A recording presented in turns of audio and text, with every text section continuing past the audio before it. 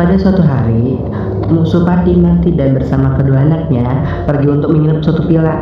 Di tengah perjalanan, mereka bertemu dengan seorang warga yang tinggal di sana. "Mau kemana, Pak?" Supardi menjawab, "Oh, mau ke villa yang ada di sana, Pak." "Jangan pergi ke sana. Di sana banyak kejadian aneh, banyak korban di villa itu."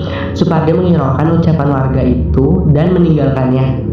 Sontak Manti merasa sedikit takut, namun Supardi meyakinkan Manti bahwa tak akan terjadi apa-apa. Sampailah mereka di villa tersebut. Villa itu memiliki pemandangan bagus berupa gunung yang bisa dilihat bagian manapun dan villa itu. Mereka memutuskan untuk menginap di sana selama 3 hari. Mereka pun diarahkan ke bilik nomor 39. Supardi dan Manti pun lumayan menikmati villa tersebut. Begitupun anak-anak mereka. Hari pertama mereka jalani dengan penuh santai, melupakan semua masalah yang terjadi. Namun Manti kerap masih menanyakan perihal dipecat Supardi. Supardi dipecat dari pekerjaan karena suatu kasus. Uang yang digunakan untuk menyewa villa ini adalah sisa uang yang dimiliki Supardi. Supardi yang tak ingin terpuruk karena terpecat memangnya memutuskan untuk menginap di sebuah villa untuk melupakan semua dan mulai memikirkan hal lain. Manti dan anak-anaknya mengikuti apa yang diinginkan Supardi. Semua yang terjadi dengan seperti itu saja. Hari kedua tiba dan semuanya terjadi. Temuan yang menarik ditemukan oleh Supardi. Ia menemukan sekotak emas di kolong kasur mereka. Supardi berniat mengambil kotak itu, namun Manti khawatir akan kotak yang asing itu. Ia menahan Supardi melakukan aksinya. Mereka pun berdebat panjang lebar. Anak-anak yang tertidur hampir terbangun namun akhirnya Supardi lah yang mendominasikan momen ini. Supardi mengambil kotak dan disimpan tasnya. Supardi menyuruh Manti untuk cepat tidur. Begitupun dirinya. Mereka akhirnya tidur. Keesokan Manti bangun lebih awal untuk menyiapkan sarapan. Setelah semua sudah siap, Manti membangunkan kedua anaknya satu persatu. Anaknya dilanjut Supardi. Setelah sarapan, Supardi mengajak keluarganya untuk lari pagi, tapi Manti tidak mau ikut karena dia hendak membereskan bilik tersebut dan baju yang dibawa dari rumah kemarin. Belum sempat dibereskan, akhirnya Supardi lari pagi dengan anak-anaknya mengelilingi villa tersebut. Dan di perjalanan tersebut, Supardi bertemu dengan kakek-kakek yang tiba-tiba muncul entah dari mana. Kakek tersebut menanyakan Supardi, "Kamu nginep di villa ini ya?" Dia menjawab, "Iya, Kek." Lalu kakek tersebut ngomong bahwasannya villa tersebut itu sangat angker dan juga banyak kejadian misterius. Dan satu lagi, kalau kalian ketemu barang yang ada di sana, jangan kalian ambil. Lalu tersebut Supardi menjawab, "Iya, Kek." Dalam hati Supardi tak percayanya. Supardi pun melanjutkan jalannya bersama anak-anaknya untuk berpulang ke villa. Lanjut dengan Manti yang sedang bersih-bersih di villa. Manti lagi di dapur dan untuk mencuci piring. Tiba-tiba Manti menemukan ruang yang sangat gelap. Awalnya Manti sangat ragu untuk masuk, tapi Manti sangat penasaran dengan dalam isiannya. Akhirnya Manti memutuskan untuk masuk lihat dalam walaupun dia takut pas di dalamnya. Manti pas sudah masuk sangat kaget karena dalam isinya yang berisi sajenan dan benda aneh. Manti sangat takut sampai dia berlari sampai depan pintu masuk. Tiba-tiba Supardi datang. Manti yang ketakutan menabrak Supardi. Supardi yang kaget menanyakan sambil memarahi Manti. Namun Manti ia tak terus terang karena ketakutan.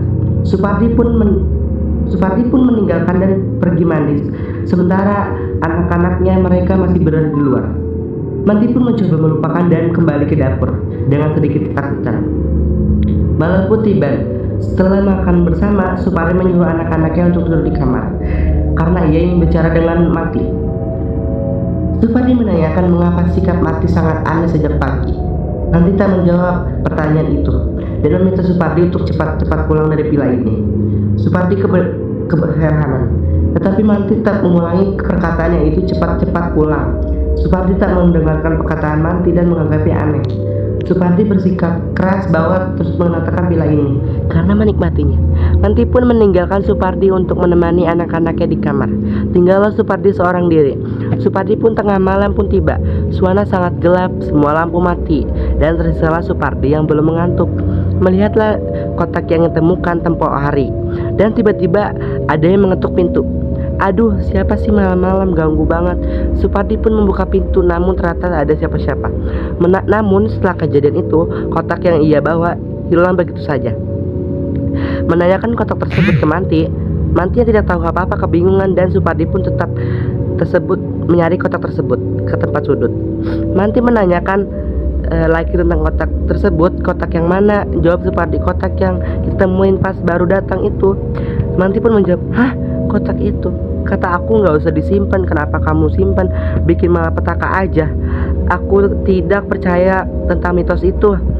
Itu cuma khayalan. Akhirnya Supardi pun menemukan kotak itu dalam lemari baju. Lalu kotak tersebut dibawa pulang sampai Supardi tanpa ketahuan mati. Pagi pun tiba. Supardi bangun untuk mengemaskan barang-barangnya untuk berpulang karena udah 3 malam di villa tersebut. Supardi dan anak-anaknya di dalam mobil untuk berangkat, tapi Mati masih mencari kunci villa tersebut. Ada berapa menit kunci pun ketemu. Mati mengunci villa tersebut dan melihat sosok nenek yang sedang melihat dari jendela. Mati pun ketakutan dan langsung lari ke mobil. Lalu Supardi menanyakan ke Mati, ada apa? Mati menjawab, gak apa-apa, ayo lanjut aja buru. Akhirnya mereka sudah pergi jauh dari villa tersebut. Baru Mati kasih tahu yang dia tadi. Tadi aku ngeliat ada nenek-nenek di jendela, makanya aku lari. Supardi pun menjawab, kamu salah lihat kali. Mati pun jawab, aku nggak salah lihat, itu benar-benar nenek yang sedang liatin aku. Akhirnya pun di rumah mereka pun bersih-bersih dan langsung tidur karena capek. Terus ada beberapa jam ada bunyi suara minta tolong. Mati yang langsung kebangun dan cari asal usul suara tersebut. Dan tiba-tiba ada nenek-nenek itu tersebut di depan rumah dia. Dan Mati langsung kunci pintu dan langsung tidur. Belum bisa tertidur dan merinding ketakutan. Suara minta tolong yang Mati dengar kembali terdengar. Suara itu tersebut meriaki Mati. Tak ada orang lain yang mendengarkan selain Mati. Suara minta tolong itu tiba-tiba berhenti dan bergantian kasur Mati. Sedangkan Mati itu membangunkan Supardi dan anak-anak mereka. Supardi pun menanyakan kepada Mati. Mati memberitahukan sosok nenek yang selalu menghampiri sambil menangis. Supardi pun kesal. Kamu ini dari kemarin kelakuannya aneh. Tadi pagi nenek, sekarang nenek. Apa-apaan sih? Ucapan Supardi dengan nada tinggi. Mati hanya menangis mendengarkan perkataan Supardi. Supardi mengancam Mati akan dikurung jika seperti itu lagi. Mati hanya berdiam meninggal di balik selimut. Mati tertidur sepanjang malam. Dia bangun dari kasurnya untuk mengerjakan pekerjaan rumah seperti biasanya dengan perasaan tidak tenang. Anak-anaknya pun dibangunkan. Pagi itu berjalan semestinya dan tak ada apa-apa, anak-anaknya berangkat sekolah. Supardi tak bekerja dan masih tertidur lelap. Hari itu berjalan seperti biasanya sampai pada malam hari. Saat mereka hendak tidur, sosok dan suara yang sama kembali hanya dengar oleh Mati. Mati hanya ketakutan dan tak ingin Supardi marah menutupi dirinya dengan selimut. Pintu kamar terus membuka dan menutup dengan sendirinya. Mati tak bergeming apa-apa dengan hanya berdiam di balik selimut sepanjang malam. Kejadian seperti itu terus berulang 4 hari lamanya. Dan akhirnya Mati merasakan anak-anak mereka tiba-tiba mengalami sakit parah. Mereka hanya terbaring di kaku di kasur. Mati menangis setiap anak-anaknya. Sampai suatu saat di malam hari, Mati yang hendak mandi pergi kamar mandi dan tiba-tiba melihat suasana kamar mandi yang penuh dengan tulang berulang manusia dan darah yang berserakan. Begitu ia membuka pintu kamar mandi, Mati langsung berteriak sampai membuat Supardi datang. Kamu kenapa lagi sih? Mati jawab, bang, tadi aku sekilas ngeliat kamar mandi banyak tengkoraknya sama darah. Namun saat Supardi apa yang dikatakan Mati tak ada. Supardi yang emosinya memuncak langsung mengunci Mati di kamar mandi tersebut. Bang, kenapa? Teriak Mati. Supardi menjawab, berisik, diam kamu disuruh sampai besok pagi. Suasana mulai kritis. Keesokan harinya anaknya hilang, tak tahu kemana. Ini membuat Supardi makin terpuruk. Supardi yang stres dan kebingungan mengacak-acak barang di rumah. Listrik mulai padam di rumahnya karena tangga pembayarannya terlewat. Supardi semakin kritis. Tak ada tetangga yang bisa membantunya. Semua tetangganya mengucilkan keluarga Supardi. Di tengah kepurukan itu, Supardi teringat akan kotak penuh emas yang ia dapatkan di villa. Supardi segera mengambil kotak tersebut dari tempat yang ia sembunyikan dan tiba-tiba Mati datang dan membuat kotak itu dari tangan Supardi. Kamu tahu gak bang, ini kotak yang ngebawa malapetaka selama ini. Yang kau bilang itu beneran. Kamu tahu gak sih bang, aku stres gak diganggu penunggu kotak ini. Setiap malam aku gak bisa tidur. Supardi yang melihat Mati mengambil kotak dan berkata seperti itu langsung memukulnya dan membuat kembali kotak itu. Terjadilah pertikaian dan Manti dibuat tak sadarkan diri oleh Supardi. Darah yang berserakan karena pertikaian itu memancing sosok nenek yang dilihat Manti muncul.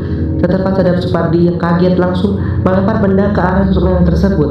Namun sia-sia sosok nenek tersebut merasuki tubuh Manti. Suasana rumah Supardi pun berubah. Tiba-tiba banyak tulang berulang menusuk yang memunculan. Darah di mana-mana persis seperti apa yang dikatakan Manti saat itu. Manti yang sudah diasukan menyerang Supardi. Supardi yang syok melihat kelilingnya tak kuasa melawannya. Sosok nenek itu pun berkata dalam tubuh Manti, "Kotak yang kau ambil itu punyaku, gak ada yang gak boleh ngambil, dasar rendahan. Malu apa kamu ini?" ungkap Supardi yang ketakutan.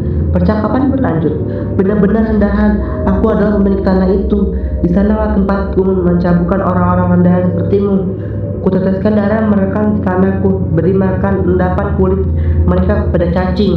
Bertahun-tahun tak muncul orang-orang seperti itu. Kalau yang mengusik ketenanganku, jadilah kau seperti mereka.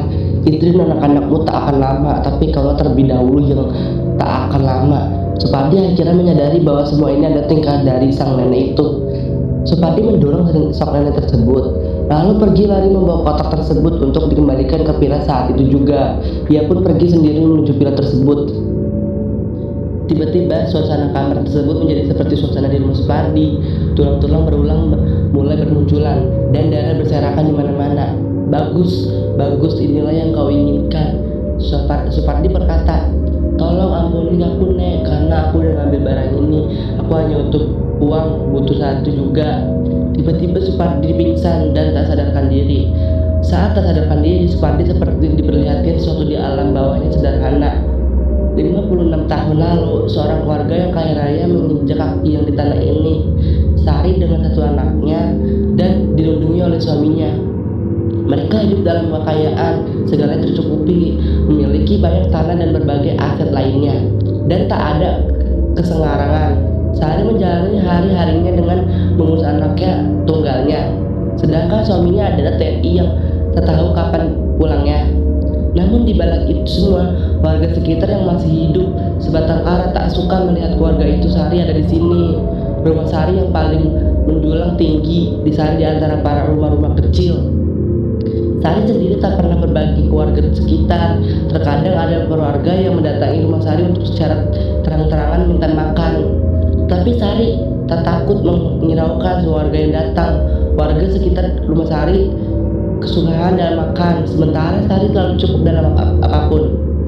Suatu hari saat musim kemarau datang, warga sekitar benar-benar tak punya apa-apa untuk dimakan. Hasil panen mereka rusak. Mereka tak bisa terbuat apa-apa. Para warga sepakat untuk memutuskan menjarah rumah Sari karena suami tidak sedang pulang. Berantakan para warga masuk rumah Sari. Sari yang melihat dari kaca rumahnya sangat ketakutan, lalu membawa anaknya untuk bersembunyi di lantai atas. Para warga itu akhirnya masuk rumah Sari. "Di mana kau, Sari? Kita tahu kamu sembunyi. Dasar orang pelit, kamu nggak tahu betapa susahnya keadaan kita." Para warga itu pun membabi buta, mengambil semua yang ada di rumah Sari sampai tak tersisa. Sari yang mendengar semuanya benar-benar ketakutan. Ia sudah tak bisa terbuat apa-apa lagi. Sari mengambil kotak berisi emas, satu-satunya barang terakhir yang ia miliki, berharap tak diambil orang para warga. Para warga sudah tiba di lantai atas dan terus mengambil segalanya, sampai pada saat Sari terpojok yang memaksanya untuk keluar dari tempat persembunyian dan meninggalkan anaknya. Itu dia pelakunya, buruan tangkap dia. Para warga mengejar Sari untuk menangkapnya dan diadili. Sari lari dari amukan warga itu. Sari berlari sampai ujung balkon di lantai atas. Dia terpojok di sana. Sari yang kacau pikirannya berjalan mundur untuk menghindari warga. Namun Sari tak sadarkan bahwa ia sudah berada di ujung balkon. Ia berjalan mundur bertahan dan Sari terjatuh dari lantai kedua yang tinggi.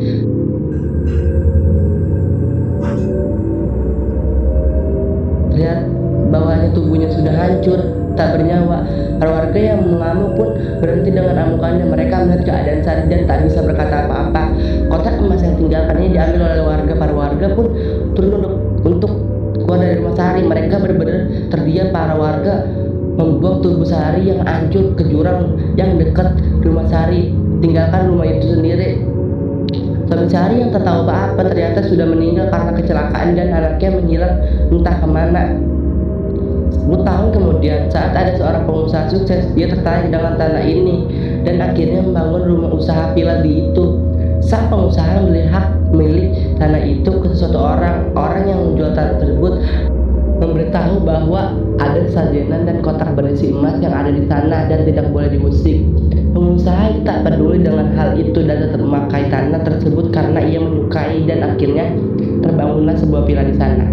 Villa itu terkadang mengundang ramai pengunjung karena beberapa pengunjung yang usil mengambil kotak itu berisi emas itu, dan akhirnya dia sendiri yang menanggung resikonya.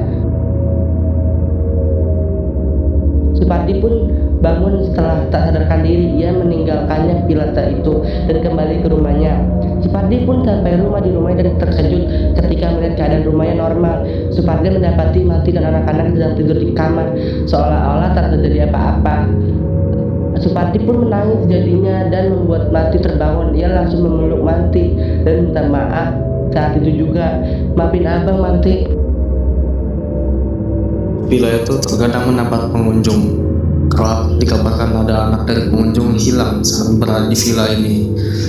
Beberapa pengunjung mulai kehilangan kepercayaan terhadap villa tersebut. Lama-kelamaan, villa itu pun ditinggalkan oleh orang-orang. Villa tersebut menghilang begitu saja dari perhatian. Tak ada lagi villa itu. Villa itu menua bersama dengan segala kejadiannya. Sampai pada 20 tahun kemudian, villa tersebut direstorasi untuk dipergunakan kembali. Semua jejak sudah diketahui. Lalu, bagaimana dengan sang jiwa pendendam itu? Sang jiwa pendendam itu ditersadarkan oleh orang yang masih hidup. Ia sadar bahwa sudah tak ada lagi hal yang harus diikuti. Semua sudah berlalu, semua sudah dilumuti oleh waktu, semua tak dapat dimaafkan. Sang jiwa pendendam itu melepaskan dirinya dari tempat itu. Ia perlu beristirahat dari semua ini. Sang jiwa pendendam akhirnya pergi, beristirahat dari semua ini. Sudah waktunya ia melepaskan semua, karena semua itu tak abadi.